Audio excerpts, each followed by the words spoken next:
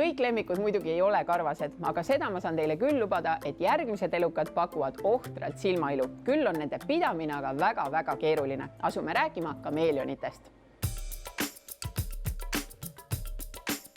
Tere, Keiti! Rõõm sind jälle lemmikute lemmiku saates kohata.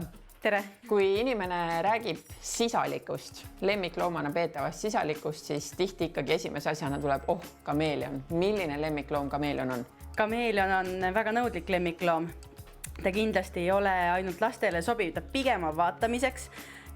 Kui te tagate talle õiged tingimused, ehk siis õige temperatuur, õige ventilatsiooniga, terraariumi õige valgustusega, siis ta on väga ilus dekoratiivne lemmik, kes nõuab väga vähe hoolt tegelikkuses.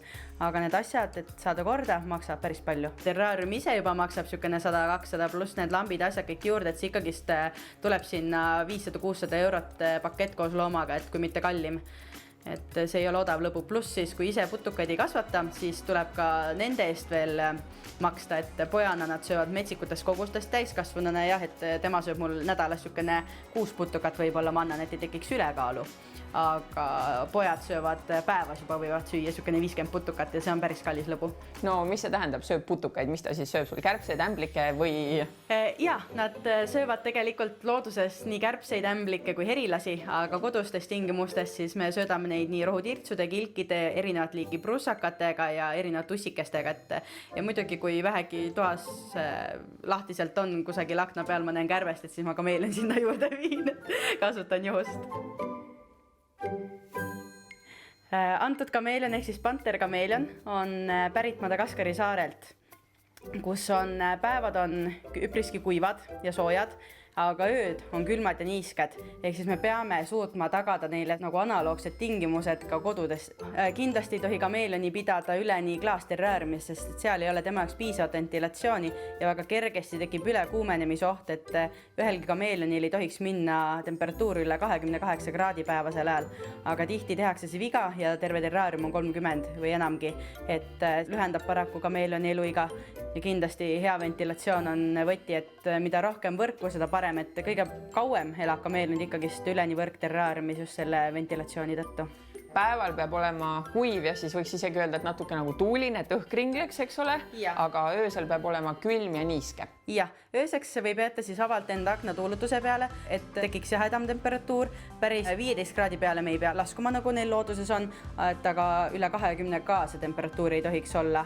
Ja öösel peab siis ostma automaatse udustaja, magavad looduses väga paks udu sees, et siis see udu tuleb neil öösel peale, puhub ja nad magavad selle sees siis nii-öelda külmas ja niisketes oludes. No kui on juba silmaga nähtav udu, siis on õhuniiskus, no ma ei tea, 80+%. Ja, kindlasti see peab ka olema 70-100% öösel.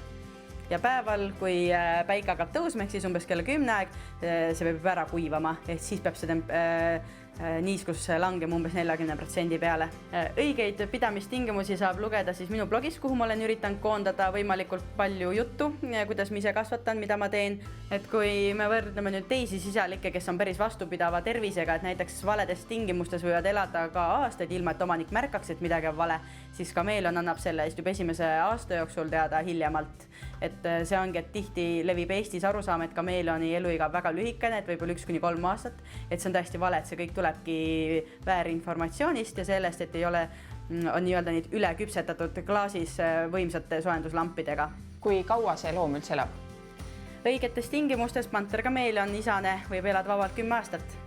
No ma tean, et sa aretad maailma mõistes üsna haruldasi selliseid siniseid kameelione. Kas see on nüüd üks punane, kes muidu on sinine või pole see sama kameelion? Ja, me tegeleme erinevate sinistega. Meil on tegelikult 4 erinevat sinistooni. Meil on türkiisi, meil on tindisinist, meil on lillakad alatooniga ja meil on lihtsalt sükest, kus ma ütlen vesisinist või sellist tooni. 2 nendest elavad meil tuttavate juures, sest et me kodus ei saa kõik aretusloomi pidada kahjuks, et lihtsalt ruumi puudus, et neil oleks parem elu, et siis me oleme jaganud need tuttavatele ja kasutame aretuses, kui on vaja.